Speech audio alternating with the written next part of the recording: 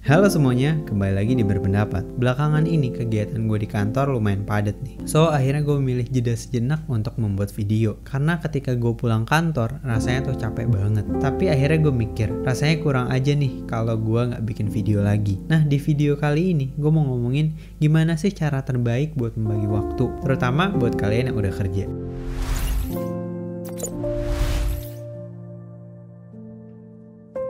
Assalamualaikum warahmatullahi wabarakatuh. Perkenalkan, gue Juni Muhammad. Di channel ini gue akan membicarakan soal pekerjaan, kehidupan, dan pengembangan diri. Terima kasih buat kalian yang sudah mengikuti channel ini, karena dukungan dari kalian sangat berarti buat gue. Selamat datang di Berpendapat episode 9. Gimana sih cara terbaik membagi waktu? Nah, kenapa sih gue tertarik buat membahas soal membagi waktu? Karena selama gue bekerja di Humas, gue merasa waktu itu penting banget buat dikelola dengan baik. Sebelumnya gue mau sharing dikit nih. Selain ada kegiatan utama yang menjadi tanggung jawab gue, banyak juga kegiatan yang harus dilakukan ketika gue bekerja di Humas, seperti pertemuan dengan pihak luar, terus kegiatan internal dan eksternal, dan juga berbagai kegiatan dokumentasi yang membutuhkan waktu secara real time untuk diselesaikan. Gue mau disclaimer dulu nih, meskipun gue akui gue belum sempurna nih dalam mengelola waktu gue, tapi dari kegiatan gue saat ini, gue jadi belajar bahwa waktu itu penting banget buat dikelola dengan baik. Begitu juga dengan apapun bidang pekerjaan kalian saat ini. So, langsung aja tonton videonya sampai selesai. Karena kegelisahan ini, akhirnya gue mencari informasi sebanyak-banyaknya dari buku,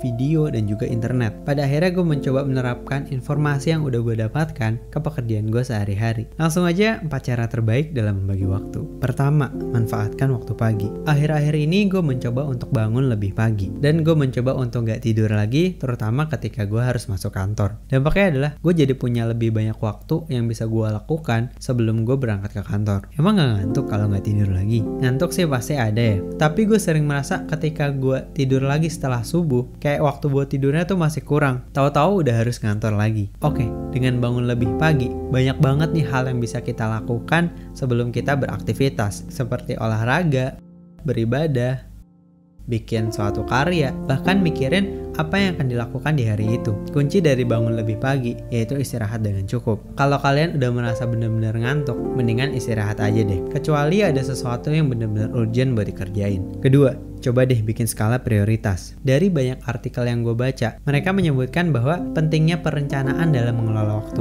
Gue sih setuju banget, tapi kayak gak segampang itu deh buat bikin perencanaan kegiatan setiap harinya. Menurut gue, ketika kita udah tahu tugas atau pekerjaan yang akan kita lakukan, kita bisa membuat skala prioritasnya. Bisa jadi nih, ada sebuah pekerjaan yang harus segera diselesaikan, atau ada juga pekerjaan yang bisa diselesaikan selanjutnya. Bagi kalian yang bekerja di kantor, kalian bisa tanya nih ke atasan kalian, pekerjaan mana yang perlu diselesaikan terlebih dahulu. So, kalian jadi bisa lebih fokus untuk menyelesaikan pekerjaan yang diberikan. Di samping itu, kita juga perlu lihat nih, tugas apa sih yang cukup susah buat dikerjain. Nah, untuk yang satu ini, kalian perlu mikirin nih, gimana sih caranya menyelesaikan tugas yang masih di luar kemampuan kita. So, pastikan kalian punya cukup waktu untuk mempelajari gimana sih caranya menyelesaikan pekerjaan yang satu ini. Karena dengan membuat skala prioritas, kita jadi bisa estimasiin nih, kira-kira kita perlu berapa lama ya buat mengerjakan suatu pekerjaan, sehingga kita punya cukup waktu untuk beranjak dari satu pekerjaan ke pekerjaan lainnya. Simpelnya sih gini, kalian bisa melihat dalam sehari, biasanya kalian ngerjain apa aja sih? Terus kira-kira tugas apa yang bisa cepat diselesaikan? Dan sebaliknya, ada nggak sih tugas yang lama buat diselesaikan? Nah, kalau emang kalian merasa belum paham, coba kalian cari tahu dan tanyakan sampai benar-benar jelas. Intinya kita perlu mengembangkan rasa urgensi dalam mengerjakan sesuatu. Dengan menumbuhkan rasa urgensi dalam mengerjakan sesuatu, secara nggak sadar kita jadi menghargai apapun yang sedang kita kerjakan. Ketiga, jangan menunda pekerjaan. Kalau ini sih gue percaya semua orang pasti pernah menunda pekerjaan. Mungkin dari zaman sekolah, banyak dari kita yang terbiasa untuk menunda mengerjakan PR, mengerjakan tugas, bahkan sampai nggak belajar buat ujian. Alhasil kita yang sekarang ini, suka atau tidak suka, merupakan hasil dari pengalaman hidup kita selama ini. Meskipun nggak menjamin ya, bahwa orang yang dulunya malas akan tetap malas, dan juga orang yang dulunya rajin akan tetap rajin. Tapi gue percaya nih, ada beberapa beberapa hal yang melekat dari pengalaman hidup kita ke kondisi yang sekarang ini. Ketika kita merasa bahwa selama ini kita sering menunda pekerjaan, coba deh pelan-pelan mengurangi kebiasaan yang satu ini. Karena buat gue pribadi, dengan gue menunda pekerjaan, dampaknya tuh seringkali mempengaruhi pekerjaan yang lainnya.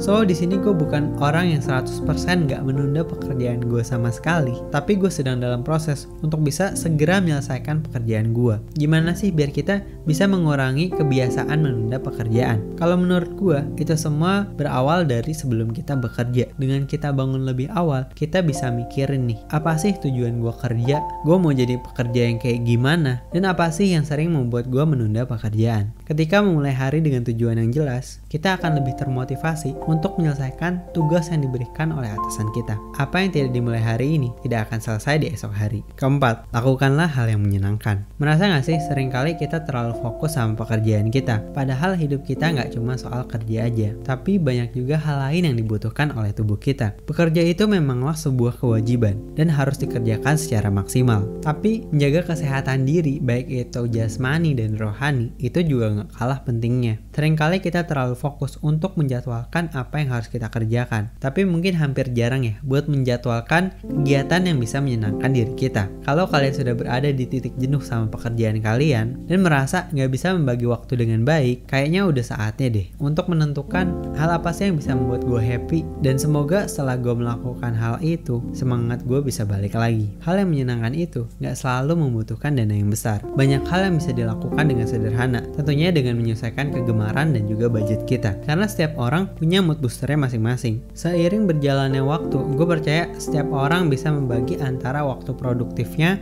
dan juga waktu free time-nya. Mungkin porsinya aja yang beda-beda. Kita boleh kok punya tanggung jawab besar sama pekerjaan kita, tapi di samping itu, kita juga manusia biasa yang perlu rehat sejenak dari kesibukan kita. Pada akhirnya, gimana cara kita mengelola waktu itu kembali kepada diri kita masing-masing. Ketika kita punya alasan yang jelas untuk mengelola waktu, pelan-pelan waktu kita akan bisa dikelola dengan lebih baik. Dan secara nggak sadar, kita jadi lebih peduli sama diri sendiri. Karena kalau pengelolaan waktu kita nggak bagus, badan kita bisa kena dampaknya. Bisa jadi kita jadi gampang sakit atau malah nggak menikmati apa yang kita kerjain. So, mungkin itu aja materi di video gue kali ini. Terima kasih sudah menonton video ini sampai selesai. Apabila bermanfaat, silahkan bagikan video ini ke teman-teman kalian. Sampai jumpa di video gue selanjutnya. Assalamualaikum warahmatullahi wabarakatuh. Dadah!